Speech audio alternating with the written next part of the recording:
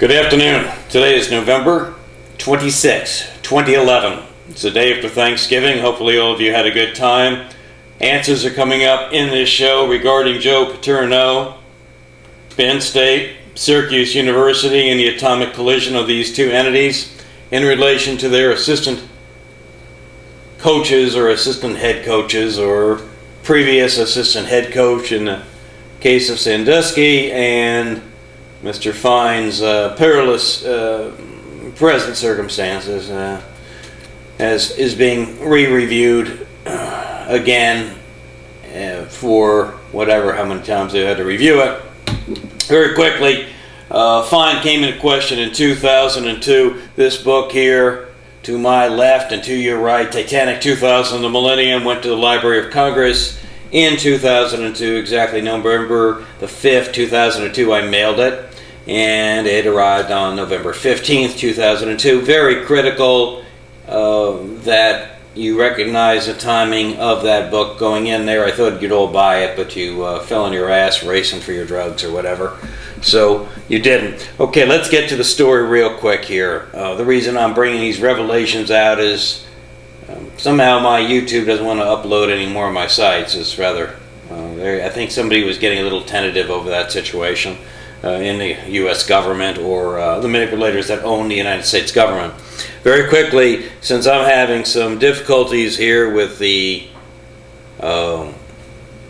projector I purchased and what have you, I have the new iPhone 4S, so I'm not exactly technologically deficient myself, and the latest model of the MacBook Pro. I'm not here to tout myself, but then maybe I am. So I'll read off to you what you're supposed to read up there. The 46 time bomb, which occurred actually in 1999 and commenced on November 8th, 1998, and my journeys into Washington, D.C. and Congress and your White House and whatever, who would made every effort to put me in the outhouse afterwards.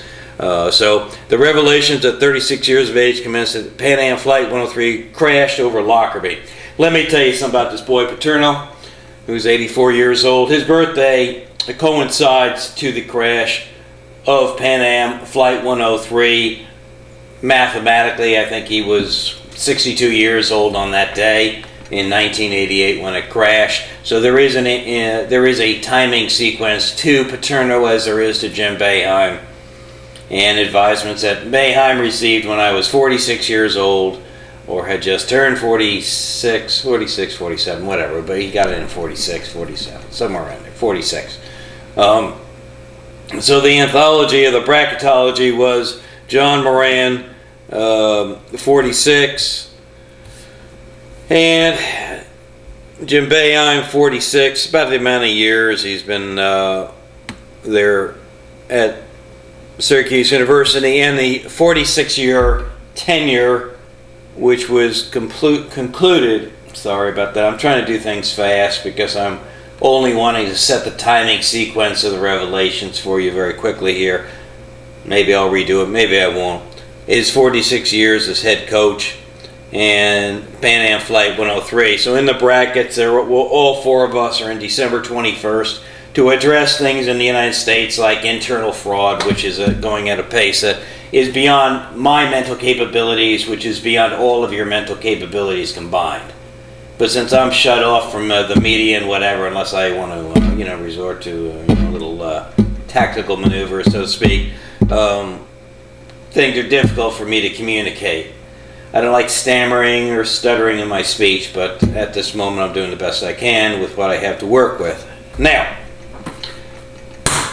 this book right here, Joe Paterno,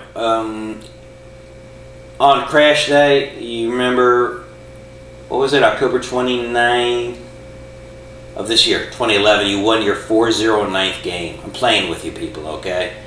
409 is the end of the line. You read the autobiography, nitwits.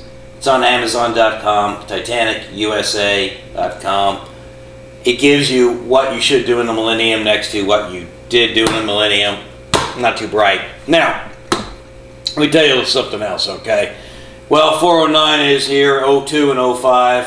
I'm saying 2002 and 05. We're in there with Bernie Fine. You'll see how that's fused into the book as well, if you want to parallel your intellects to mine to some extent. Now,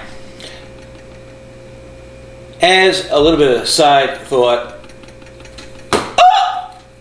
do you remember the first game of the year, that my formidable day of September 1st, 2011, when Syracuse anemically was being bounced around by Wake Forest in a football game in the opening game of the season? Well, if you were to look at all the mathematics to the game, all the runs, the scoring, the time of possession, who did what with whom, you would be reading my autobiography, Titanic 2000 Millennium, where I had to become a mendicant and beg to get this self-published by March 9th, 2004. So there's a little bit of an interlude between November 2002, about a year and a half, whatever. Close to that anyway. Anyway, when you're looking at the game, you're looking at me, you're looking at my autobiography.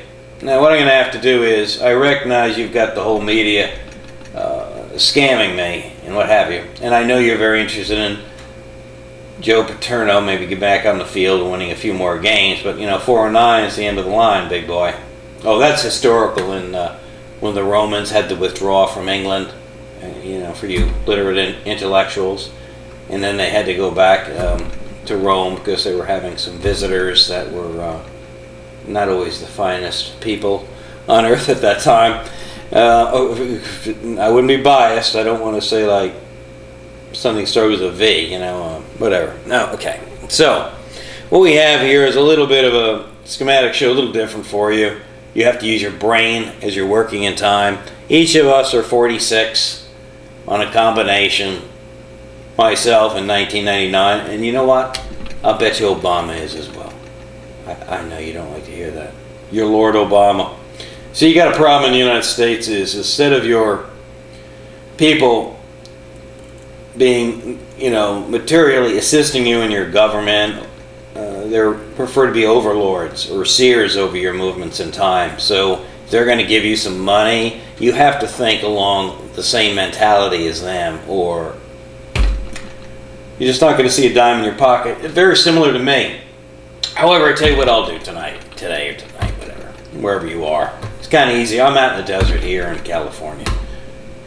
I'll put up I'll put up $500,000 for you people to tell me that my conversation is all BS.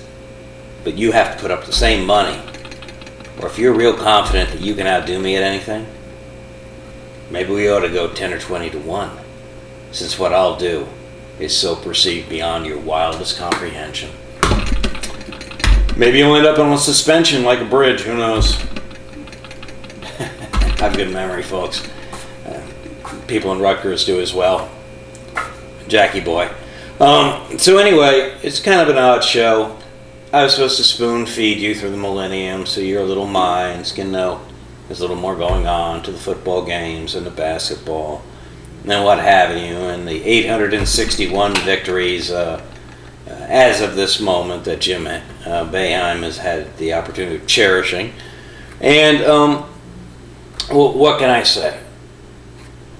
That's all for now.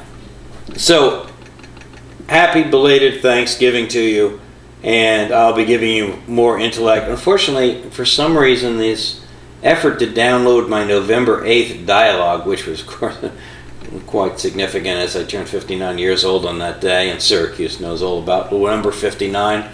Very interesting. This also leads into the district attorney's office, because you see, back in May 1st, 2nd, 2005, I was up there at that Syracuse University campus, and I went in and discussed things even with the district attorney's office, and it just, things mysteriously disappear.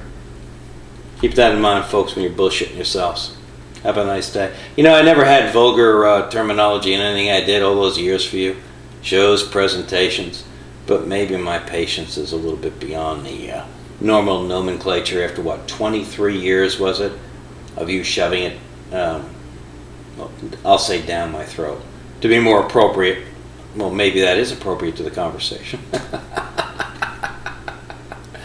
You people take the prize. Hey, Fitzpatrick, I think that's your name. I'm 1974 graduate of Syracuse University, but I am the #1 graduate of that school. I know you're supposed to be the district attorney or something up there now, and you graduated the same year. Maybe you and I ought to talk a little bit, big boy.